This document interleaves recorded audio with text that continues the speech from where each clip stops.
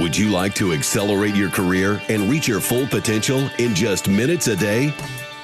Welcome to the LEADx Show with New York Times best-selling author and Inc. 500 entrepreneur, Kevin Kruse.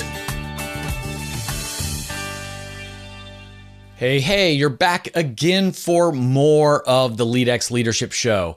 Thank you for giving me your most valuable asset, some minutes of your time. Kevin Kruse here. We are once again going to help you to become the leader everyone is fighting to work with. Today on the show, I'm talking to quite the leader, a public company CEO. And I'm not talking about any small public company. I'm talking about a multi-billion-dollar company CEO. He is so down to earth. And we talk about authenticity and leading in hard times and more. Surprisingly, he suggests that it might be easier to be authentic in hard times than it is in good times. What does he mean by that? Before I bring you our guest, I want to once again remind you to visit LEADx.org to check out the LEADx Academy. No hard sell this week. I am just going to read to you some of the titles from over 20 different on-demand webinars that are inside the system, which is like just a fraction of what we have to offer. But check this out. Fun as a competitive advantage. That's the title of one webinar. Communication techniques to engage any audience.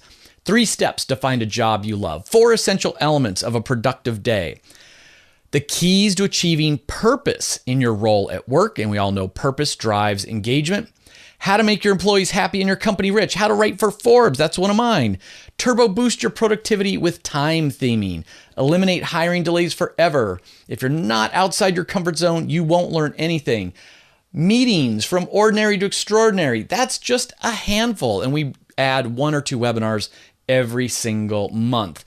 View it on the treadmill, play the audio, when you're driving to work or while you're taking the bus, whatever you do, check out the LEADx Academy. Our quote of the week is, the single most important ingredient in the recipe for success is transparency, because transparency builds trust. Denise Morrison. Our guest today is the president and CEO of Red Hat, the world's leading provider of open source enterprise IT products and services. He's an avid advocate for open source software as a catalyst for business innovation. Since joining Red Hat in January 2008, revenues have more than doubled under his leadership, and they're on the verge of achieving $1 billion of revenue in a single quarter. My mind is boggled. He's the author of The Open Organization. Our guest is Jim Whitehurst. Jim, welcome to the show. Thank you. Great to be here. Now, I always ask all of our guests the same first question, and that's, what leadership advice would you give to a new first-time manager? Well, look, I think the biggest problem that I see that first-time managers have is they think there's a persona that they should act into.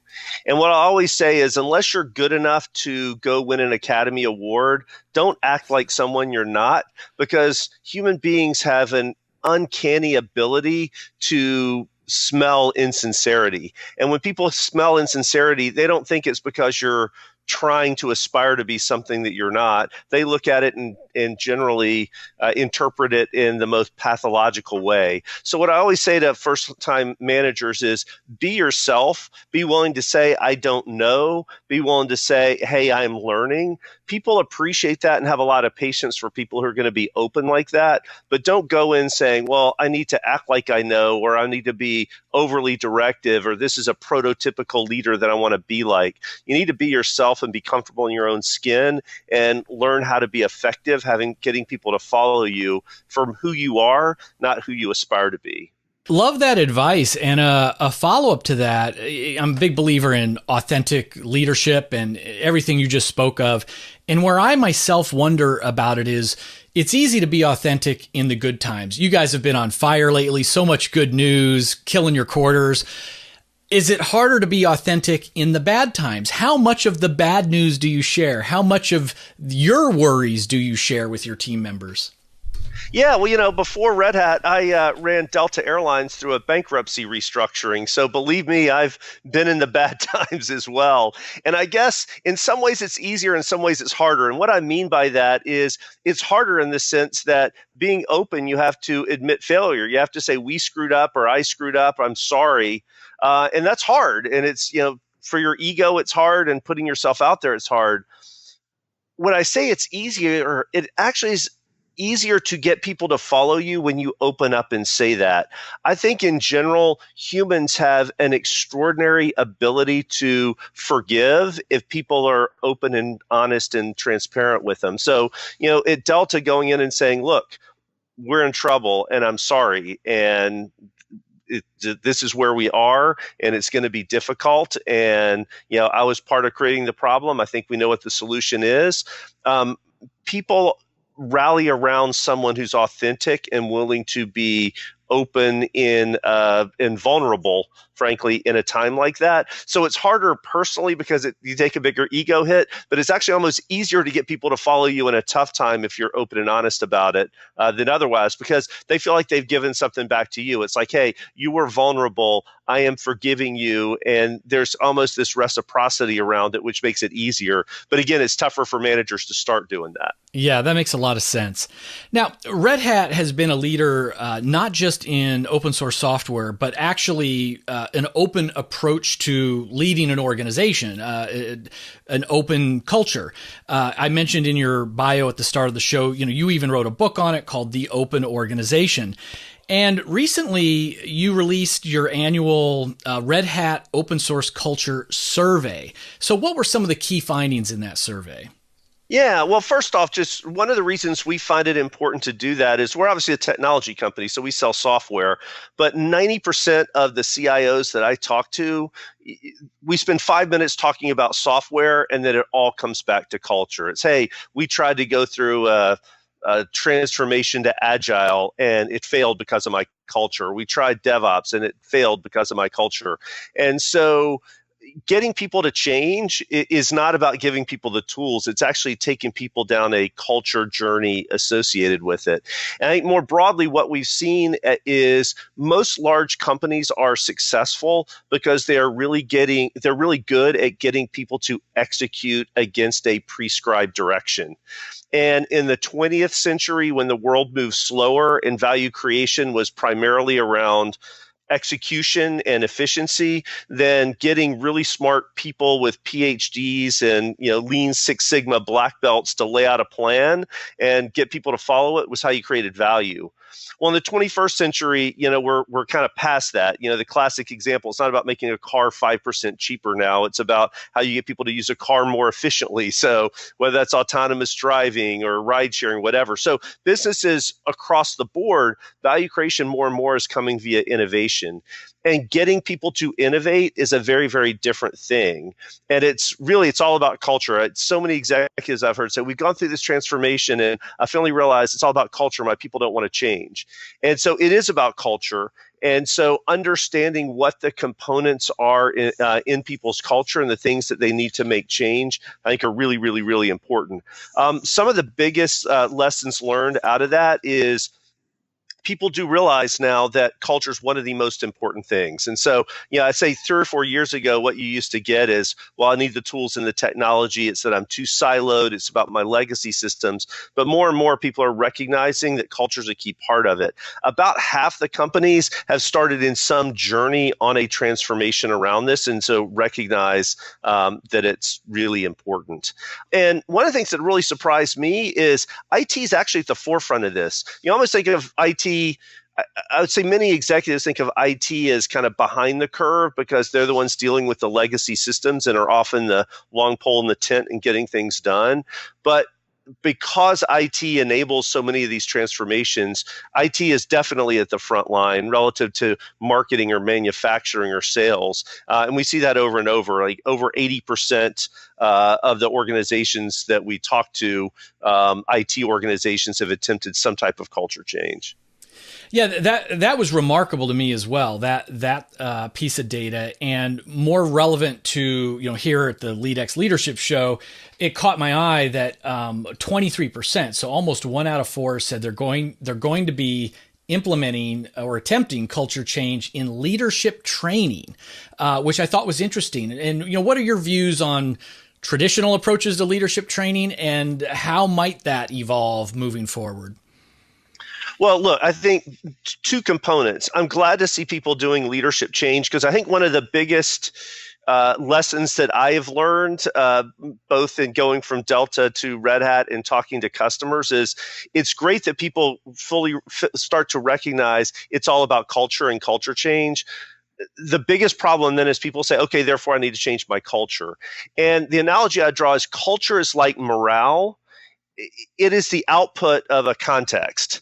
And so directly changing morale, frankly, is really, really easy. Give everybody a bonus and bake them cookies, and they'll be happy for a little while, right? But guess what? They were going to slide back to being unhappy, because whatever the contextual elements that are making them happy will take over. And most people attack culture the same way. They're like, my culture is unwilling to change. I need to attack my culture. What you actually have to do is attack the context in which that culture developed. And that starts with leadership. It's leadership behaviors. It's what you value. It's what you celebrate. It's ultimately who you promote. Certainly there are process and systems around it, but so much of it is leadership. And so whenever I hear an executive say, my organization's unwilling to change, I always start saying, well, are you willing to change, right? It starts with you, right? Culture is an output, it's not an input. And so I love the idea of leadership training as a way to attack that, because again, culture is only going to change when you change that kind of context which generates it. Yeah. Quick follow-up. Business writer Jim Collins has said in the past something that I thought was a little harsh. He says you really can't change culture. You can hire people to change that culture or fit that culture. He said it's about kind of the people you bring in. Now, I believe in hiring for cultural fit or cultural gain, but it seems like leaders, by changing behaviors, by changing ourselves, can move the needle on culture. Would you see it that way? Oh, absolutely. And I'll go back to my time at Delta through the bankruptcy restructuring. Without a doubt, we got a substantial cultural change happening. I mean, we went back and said, hey, the reason that we're in bankruptcy is because we stopped thinking about the customer. We started thinking about cost. And the only thing that's going to get us out of this is kind of reigniting the long-term Delta tradition of excellent customer service. And I think we did a really good job of that. And I think when people understand the context and the importance of it, and then they go do it for a while and they see the results, it's reinforcing. So culture is hard to change, but I think that comment of culture can't change that is correct. If you're not willing to change the leadership structure or the context, so leadership structure and messages, processes, potentially even organizational structures, then culture is not going to change, because it's an output of those things. But if you are willing to change those, without a doubt, I think they're great examples of culture change. Delta is kind of one of many. I'd say, within Red Hat right now, we're going through, I would say, an augmentation, which would be a change of our culture, around the customer. So we are really passionate about open source software and the power of participation and user-driven innovation. And historically, we've gone to our customers and said, look at the power of all this and this great stuff. And then we throw out this bucket of bolts and say, now you figure out what to do with it. So we've been through a very careful, continuous, multi-year journey to say, we love the power of participation in open source. We need to augment that with an equal passion for customer success and how we apply this power of participation to our customers. It's not something that happens overnight, but every speech I give, I talk about it. Every company meeting, we talk about it. We're adding in metrics around Net Promoter. And over time, that works its way through the culture. If you think it's going to be a 1 or 2 year journey and that you can just tell people, then it is going to fail. What about your personal leadership journey? What do you do to evolve? Are you a reader? Do you have an executive coach? How do you keep evolving yourself? Yeah, well, both. I'm a huge reader. I'm a huge reader of history and biography. I always say, though, with biography, you have to read these, especially around business leaders, of not, let me go try to be that person, but what can I learn from it? I always say, I love the book Steve Jobs. It's a phenomenal book. Walter Isaacson's a great writer, but most of that is what not to do, not what to do, right? And so I think that's a key part of that. I have an executive coach I meet with every other week, and that's been an ongoing relationship for 9 years now. And I do think that many leaders, again, get to the point where they're saying, well, I'm in charge. I kind of know. We all have an opportunity to continue to develop. And I encourage every CEO that I've had this conversation with, get a coach. Just to be able to talk things out is important, but we can always get better. And, the environment's changing around us. What it took to be a great leader even 10 years ago was different than what's required today. Is the context around us changes. Great messages, Jim. What are you most excited about these days at Red Hat? Well, look, we are, open source, which is what Red Hat is, completely kind of built around. 10 years ago, that was all about cheaper alternatives to existing software. So, we have an operating system that is, we would argue, cheaper and better than Windows or Unix. And we have an application server was cheaper and better. And that was great for a while. And we continue to save our customers a lot of money with that. But one of the amazing things happening now, really because of the Web 2.0 companies, is all the net new innovation that you hear about is happening first in open source. So big data, machine learning, AI, DevOps, all those things are happening first and almost exclusively in open source. And so our ability to help our customers not just save money, but to be able to innovate, to create whole net new businesses is just exploded. So much of the driver of Red Hat now is not, hey, we help save you money. It is, we can help enable you to compete in a digitally transformed world. And so it's accelerated our growth. It's positioned us, to be able to help our customers even more, which is just a phenomenal opportunity and responsibility. It's exciting stuff. I'm old enough to remember the dawn of the open source movement and a time when people never thought there could be $1 billion open source software company. And, you're obviously have proven all of those naysayers wrong as you continue to grow and have phenomenal growth yourself. Jim, how can our listeners find out more about the Culture Survey and Red Hat? Well, look, we have multiple ways to find out about this. And I just want to say this is as much a passion as it is something around our business. You can go to redhat.com. You can find information on the Culture Survey. You can go to theopenorganization.com. We have a ton of material there. Many of the practices and principles around this, we've tried to get more people involved in. So all the content there is totally free. The proceeds of the book, The Open Organization, all go to charity. We've even open sourced something called the Open Decision-Making Framework to help managers learn how to make decisions in a more transparent way. That's open sourced on GitHub. So there are multiple ways. We have opensourcestories.com, another place that you can see how people are applying these principles outside of technology. But I would start off with redhat.com and theopenorganization.com are good places to start. That's great. We'll put all of those links in the show notes and the articles. Jim, thanks for coming on to the LEADx show. Great. It's great to be here. Thanks so much. Hey, before I go, I have to ask a favor. If you liked this episode of the LEADx Leadership Podcast, please take 1 minute and leave a rating on iTunes. Don't know how?